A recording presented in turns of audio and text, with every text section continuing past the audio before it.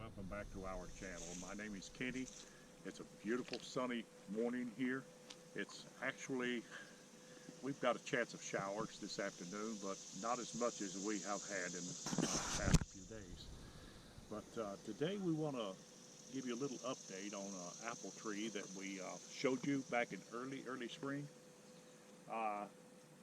My grandson's doing the filming of this, so I'm going to be free to give you a little bit of information about this. This tree, folks, we showed it to you back in early spring, as I said before, but now it's close to the harvest time of these apples, and they are super thick, as you can see. They are breaking down. This is the way this particular tree has been over the years. Let me show you. I have got props under this.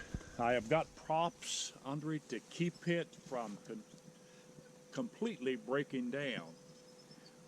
But what I'm going to do is I'm going to remove some of the smaller apples in order to prevent the tree from completely collapsing. See, these little tiny ones here, like this, I'm going to remove a lot of them to keep this right here from happening. As you can see, this branch has already broke right here. You can see it has snapped. It is too heavy. The apple production on it, the quantity of apples is quite larger than they have been in a long time. And this is an organic tree, as I have told you previously in another video. But as you can see, the apples are super thick and they're quite large, and I've got to remove some of these apples from this tree in order to keep it from completely collapsing and breaking down. But this is an organic tree. This is supposed to be a dwarf tree. It is totally organic, and it's supposed to be a dwarfed tree, but I have let it grow tremendously big, and it's actually probably twice the size that it should really be. But we're going to take and go over it. Let me show you. Look at this, how that is bowed down with the weight of these apples. It's just got too many on it, so we're going to take and reduce the weight by taking and plucking a lot of the apples off of it, because if we don't do that, it will collapse, and we don't want that to happen.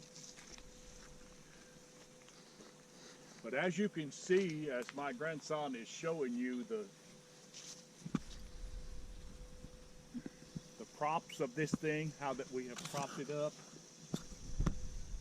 over here is the same way. On both sides of this tree, it is really heavy weight. I mean, it is extremely heavy. See here, we have got a prop under this to keep the branch from breaking. This is a little bit abnormal for a tree to have this many apples on it, but let me tell you, I'll take it. But it's a risky thing because it can destroy the whole tree if it collapses. But we're going to pluck some of these off. And right here, we've got this one also propped up to a degree, but we're going to have to remove some of these apples to keep it from collapsing.